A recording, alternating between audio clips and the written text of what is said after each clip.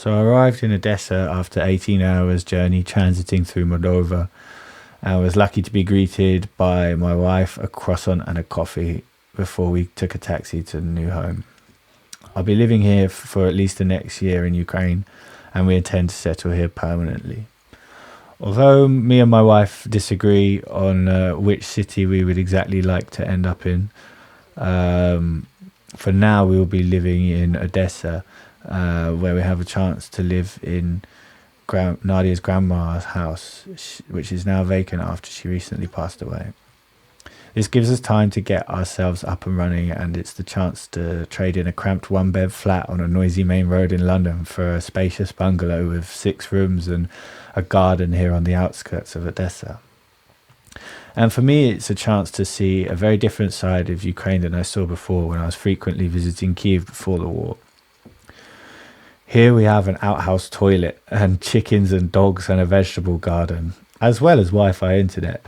And it's a common style of living in this area with a fusion of rural and modern lifestyles.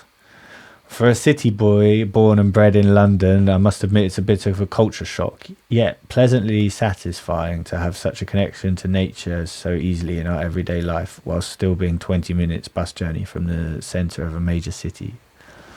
After meeting all of my new housemates, it was time for a wander down to the beach to reflect on the challenges that lay ahead.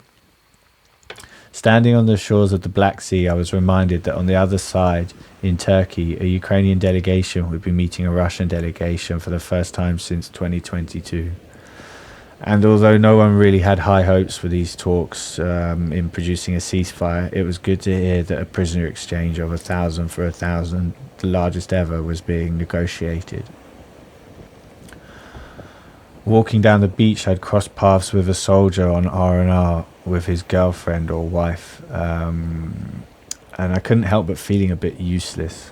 Like I was here just to enjoy the beach, while hundreds of miles to the east, these guys were going through hell just to protect my freedom to do so. But hey, it's my first day and I can't be too hard on myself just now. My main focus at the moment will be to gain confidence in using the Ukrainian language in everyday life so I can begin to step into the society. I started studying Ukrainian in February of 2022. Prior to that, I'd been learning Russian for about 6 months, but when the war started, I switched over.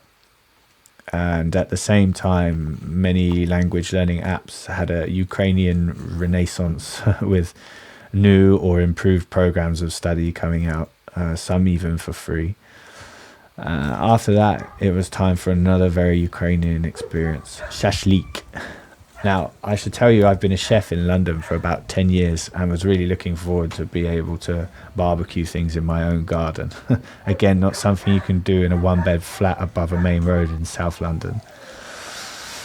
Odessa's been under fairly regular bombardment, but since I've arrived, we've had a few days without any Shaheds or cruise missiles.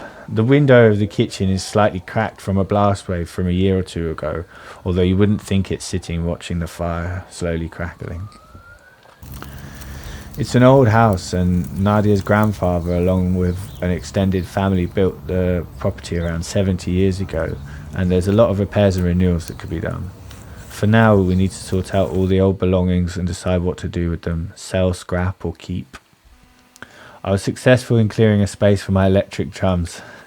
This room might become a recording studio or even a room for a child one day. After that, it was on to the garden. This is where I'll be putting most of my attention for now.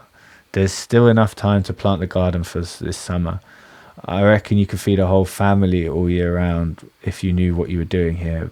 But for now, I managed to put some tomato plants gifted us by the neighbours into the soil, and as well as planting some potatoes and carrots. To my delight, there was already some radishes and salads and onions growing there, and we harvested a few of the radishes and ate them with our lunch. Today we went to Odessa for the first time. The respite from the bombardment had continued, and people seemed comfortable enough to walk the city in large numbers. Cafes were full, people moving in every direction, and the mood is much more relaxed than London. It's truly a seaside resort town.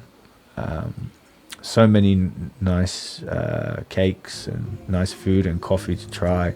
You would almost forget it's a nation at war.